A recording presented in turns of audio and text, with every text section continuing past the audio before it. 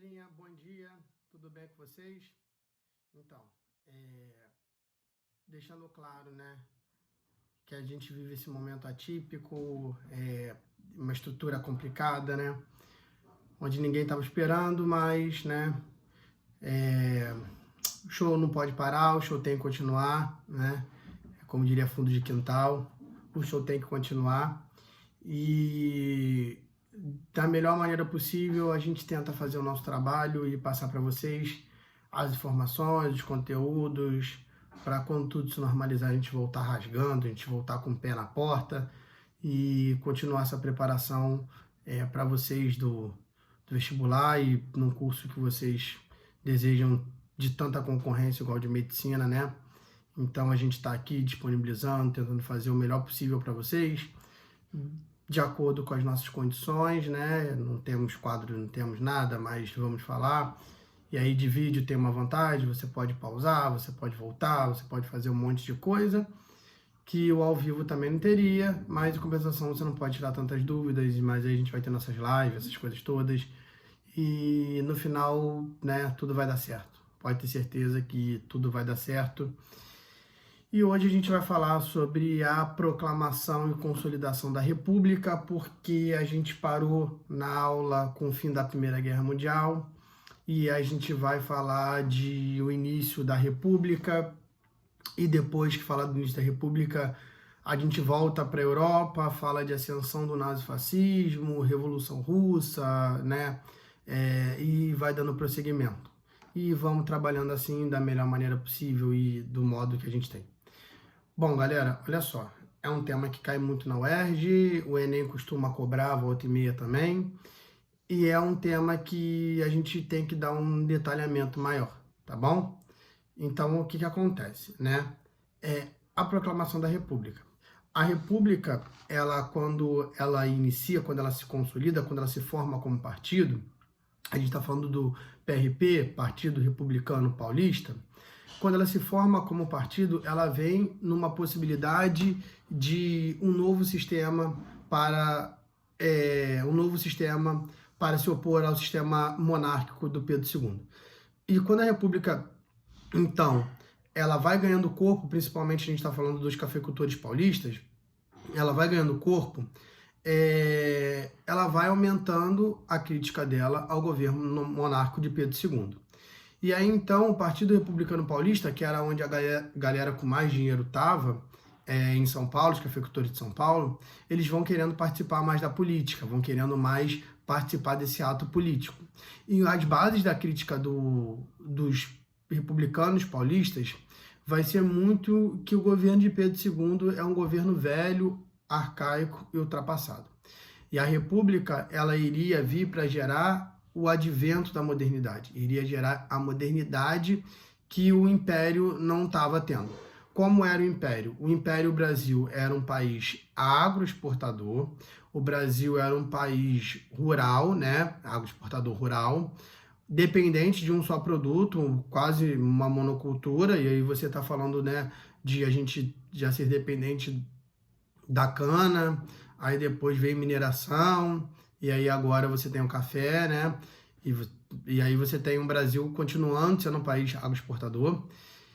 E, né, a República vem criticar isso. O Brasil sendo um país atrasado, a monarquia não tendo forças mais para modernizar o Estado brasileiro.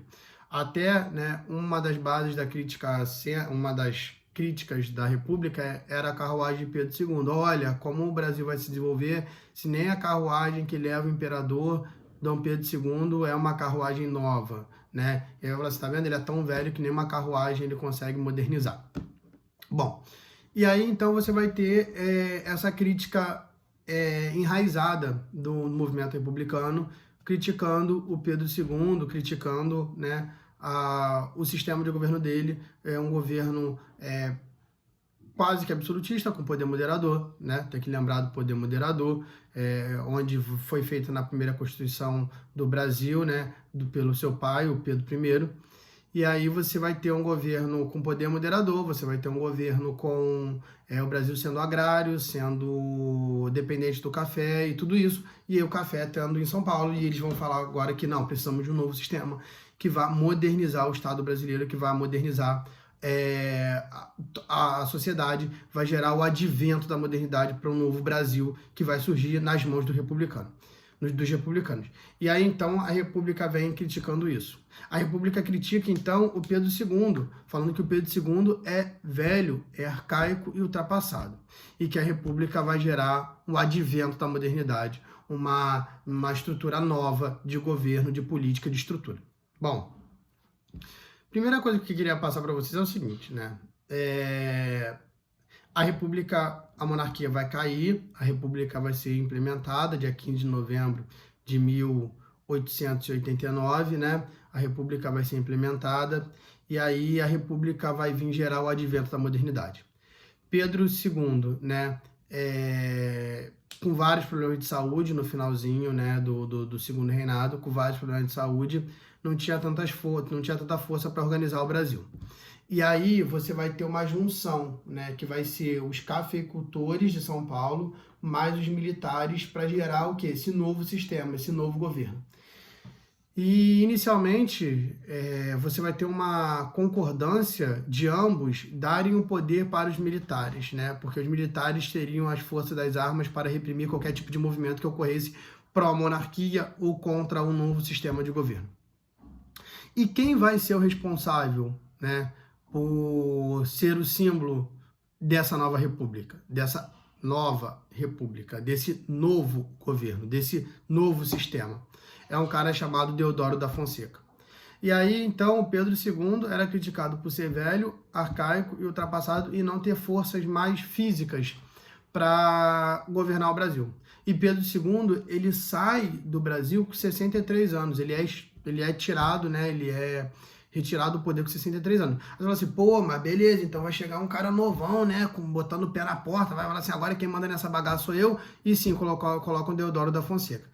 Deodoro da Fonseca, ele quase não consegue fazer a república porque tá doente, tá com febre no dia, tá com vários problemas de saúde. E você vai perguntar para mim, Dom Deodoro da Fonseca tem quantos anos? 62. Dom Pedro é retirado com 63, Deodoro tem 62.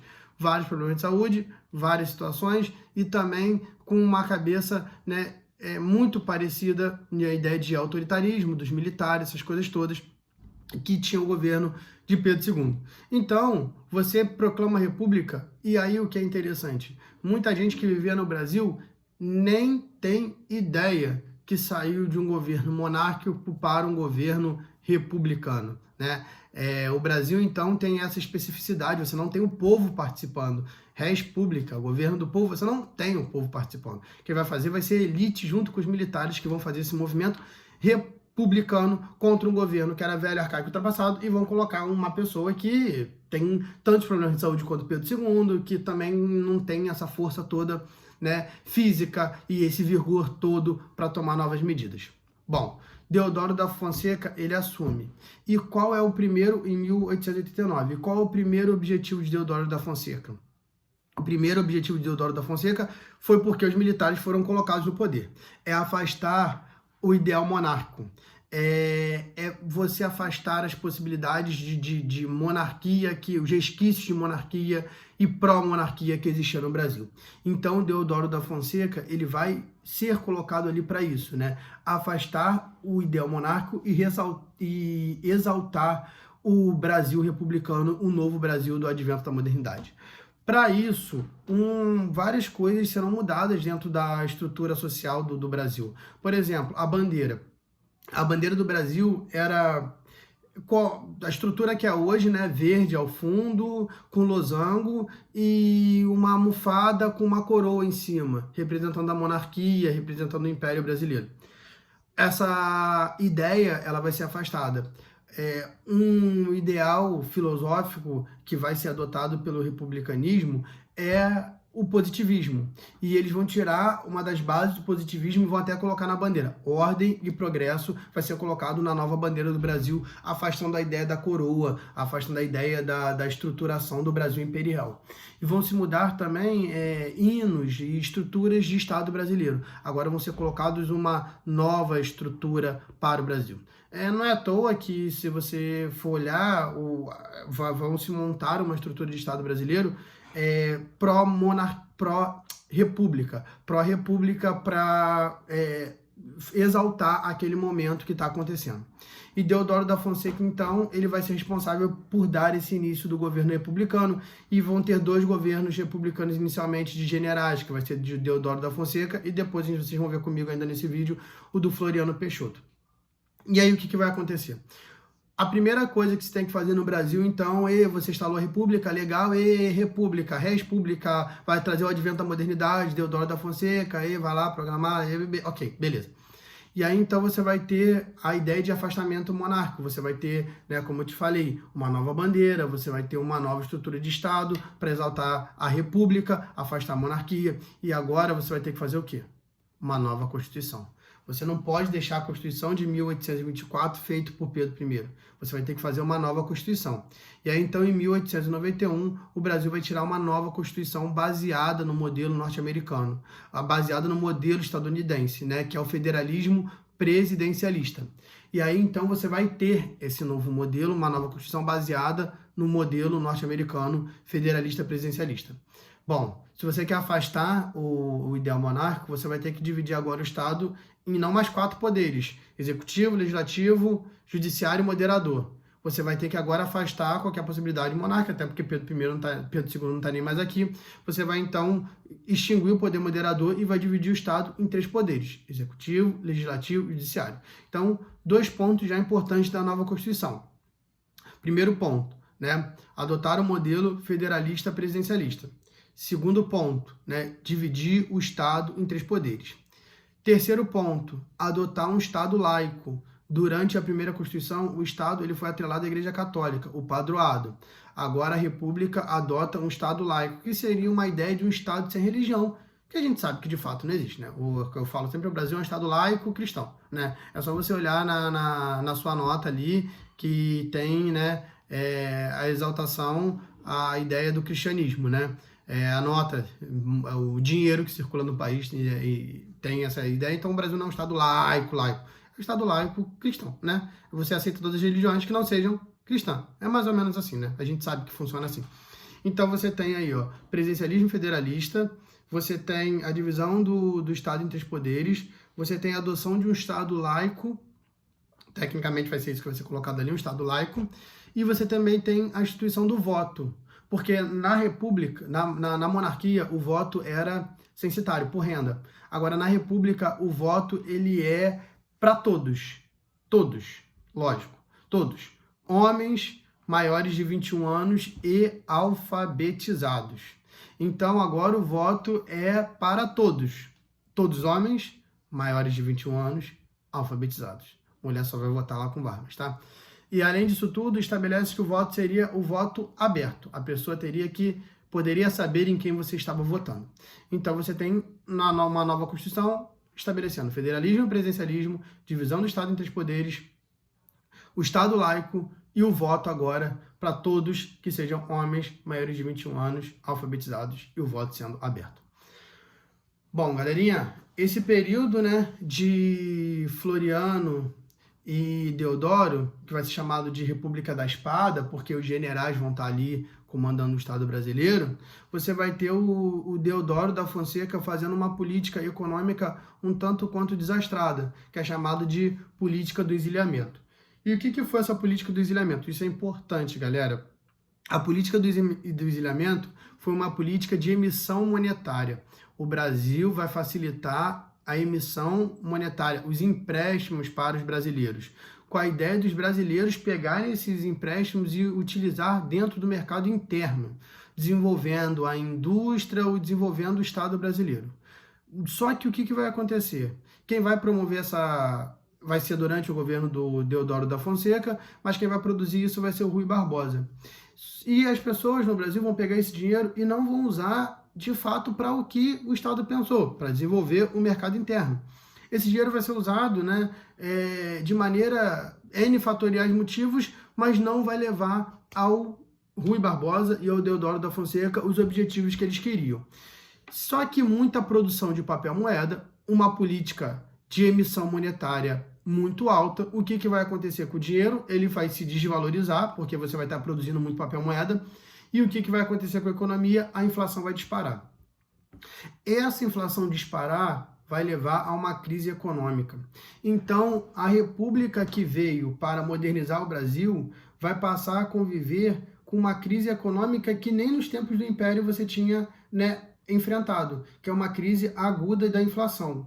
Essa crise aguda da inflação vai levar a vários problemas, né, ao governo de Deodoro da Fonseca. Várias estruturas vão ser contra esse governo.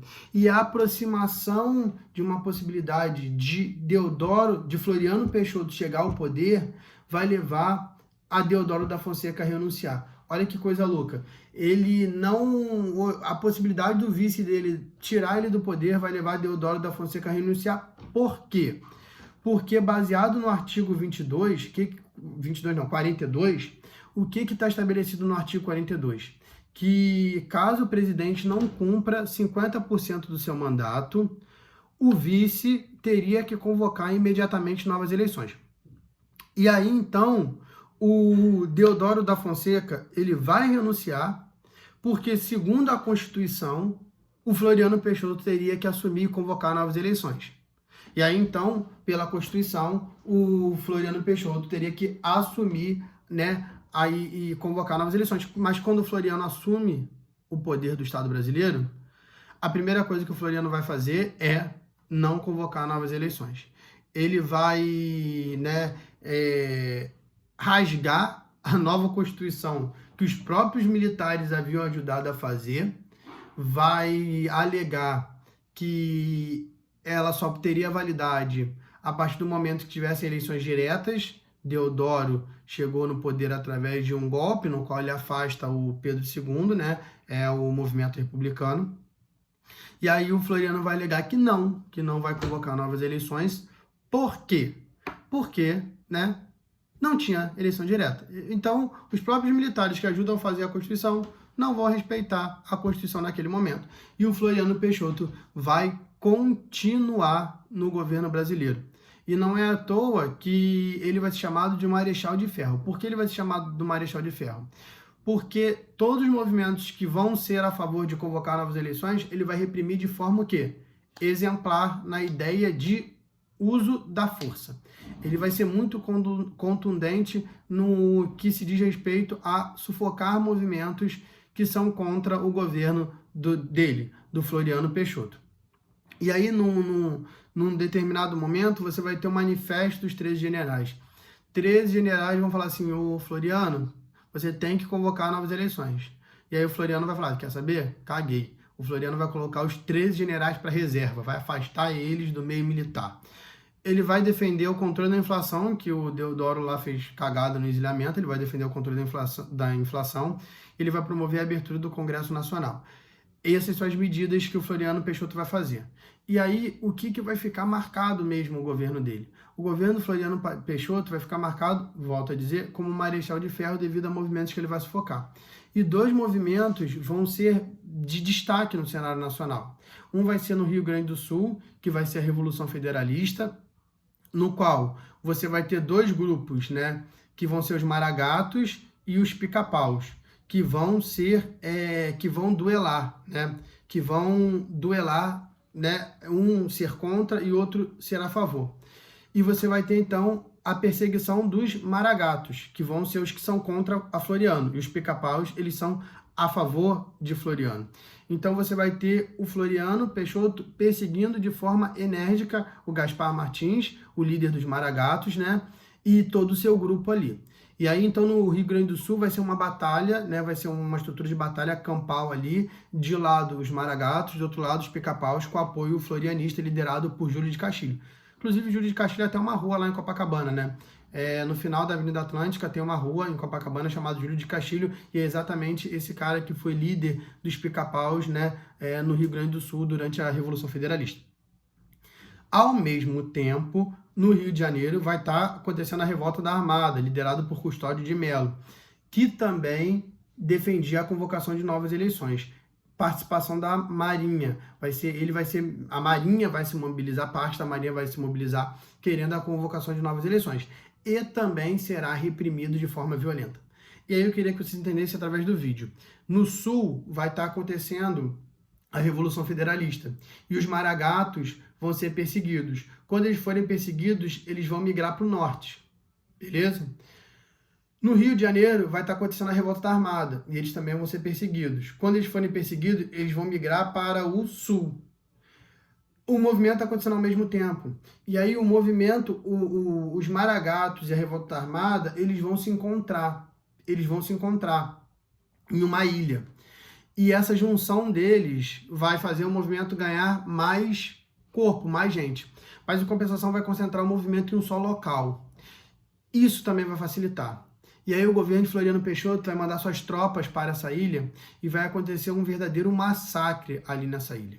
E essa ilha, né, na região de Santa Catarina, ela vai ser marcada a sua história, né, devido a esse episódio. Não é à toa que pós essa estrutura toda, a ilha ela vai ganhar um novo nome, que vai ser a Ilha de Floriano, ou Florianópolis, devido a esse fato que aconteceu ali. Então, Floriano Peixoto, ele tanto sufoca os maragatos, tanto a Revolta da Armada, que eles queriam o quê? A convocação de novas eleições. Ele não vai promover a convocação de novas eleições, ele vai tocar o barco até chegar ao fim do período governamental dele, e somente depois do fim do período governamental dele, estabelecido já quando Deodoro assumiu, que ele sim vai deixar acontecer novas eleições, e aí vai ser eleito um primeiro presidente civil do Brasil, que é o Prudente de Moraes.